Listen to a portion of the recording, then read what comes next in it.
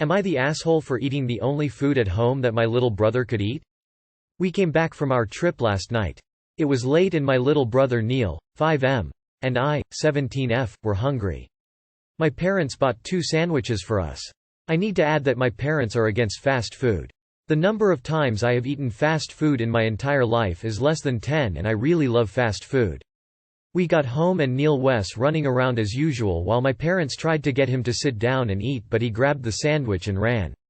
At one point he went to the bathroom and accidentally dropped the sandwich there. He couldn't eat it anymore, so my parents looked for something else for him to eat, but we only had eggs at home and he doesn't eat eggs, sensory issues, and it was too late to get anything for him. My parents told me to give my sandwich to my brother and eat eggs instead. They said if I do this they will buy one for me tomorrow. I know they wouldn't because that's what they always do. Every time I give Neil something the next day I ask them when they are buying it for me and they say, "Oh, we are not actually gonna buy it for you." So before anyone could take it I grabbed it, went to my room, locked the door and ate it.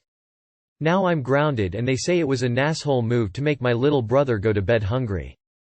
Not the asshole. Your parents need to realize that they can't unpromise like that, and they need to have more in the house than just eggs. Not the asshole. They need to parent your brother better and not demand you give up your food while lying about replacing it. It's just easier for them to reason with a 17-year-old than manage a 5-year-old who they clearly don't set boundaries for. Not the asshole. Your parents suck for not having enough food at home and for expecting you to go without dinner because they didn't supervise your little brother. Am I the asshole for refusing to take off my necklace for my sister's wedding? Throwaway. My 25F sister, Cindy 29F, is getting married in 3 months and she asked me to be her mo. Of course, I said yes. Cindy and I have always been fairly close. We definitely have our issues, but nothing too serious. I have a small cross necklace that my grandpa gave me when I was 13. I wear it 24/7 unless I'm taking a shower or going swimming. I wear the necklace for sentimental and religious reasons. Needless to say, it's extremely important to me. A few days ago, Cindy and I were going dress shopping together. Cindy's 5 other bridesmaids were also there. While I was trying on one of the dresses, Cindy made a comment about my necklace. She told me that I'll have to take my necklace off during her wedding because it clashes with the dress and the theme. I told her that, while I understand it's her wedding, I will have to refuse her request. She knows how important my necklace is to me and that I almost never take it off. Cindy started to get upset and kept insisting that I could take off my stupid necklace for one day. I was getting frustrated and I told her that my decision was finale. She was pissed. She told me that if some piece of gaudy jewelry was so important, then I'm no longer welcome in her wedding. I started to get emotional, so I quickly changed out of the dress and left the shop. All of the bridesmaids are on Cindy's side. They said that I'm being uptight and what Cindy wants should be my top priority. Am I the asshole? You are the asshole. She's not asking you to throw it away. It seems like a reasonable request to remove it for a few hours. It sounds like you are just being difficult for the sake of it. You say you take it off to go swimming, so what was the big deal to take it off for a few hours for the wedding?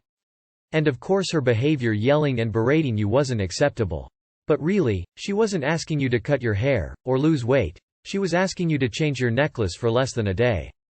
I think it's best for everyone if you're not in the wedding. You are the asshole. You are willing to take it off when you swim and shower but not for a few hours on your sister's wedding day?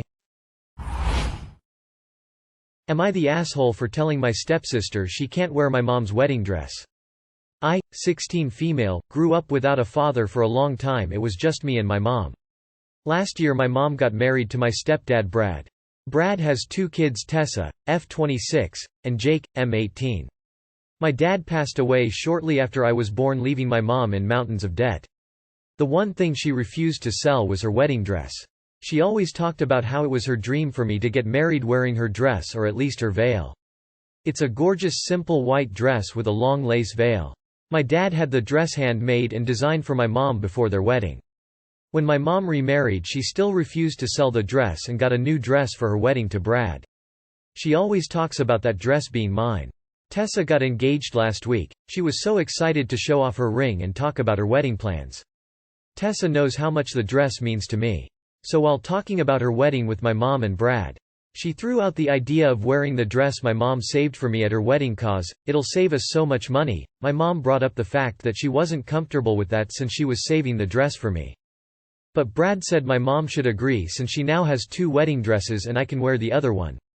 Tessa also pointed out that the dress would need so many alterations to even fit me since I'm much shorter than my mom and I'm not as thin as my mom. Tessa also said it would be years before I'd need it, so it wasn't gonna be an issue. My mom was on the fence about it, but Brad was all for it and pulled the dress out of storage and handed it to Tessa. I freaked out and grabbed the dress out of her hands. I told her she wasn't allowed to wear my mom's dress and that she can get her own mom's dress or buy her own, but she wasn't allowed to wear the dress my mom is saving for me. I locked myself and the dress in my room. All day my mom has been texting me and coming to the door asking me to come out and talk to her and Brad. Brad has been calling me spoiled and selfish, saying that I'm acting like a huge brat. I just can't let some stranger wear the only thing of my dad I have left. I feel bad. Tessa is really upset. She's been crying and texting me asking me to apologize and give her the dress back. I can't tell if I'm in the wrong. Brad and Tessa think I'm being an ass, but my stepbrother and friends agree that I should stand my ground. Not the asshole. It's sentimental to you. And Brad is really over here trying to bully your mom into ignoring your feelings. Not the asshole. She is trying to pull a power move. Sneak the dress out to someone you can trust to hold onto it for you. Your mom needs to take the lead here and tell them no.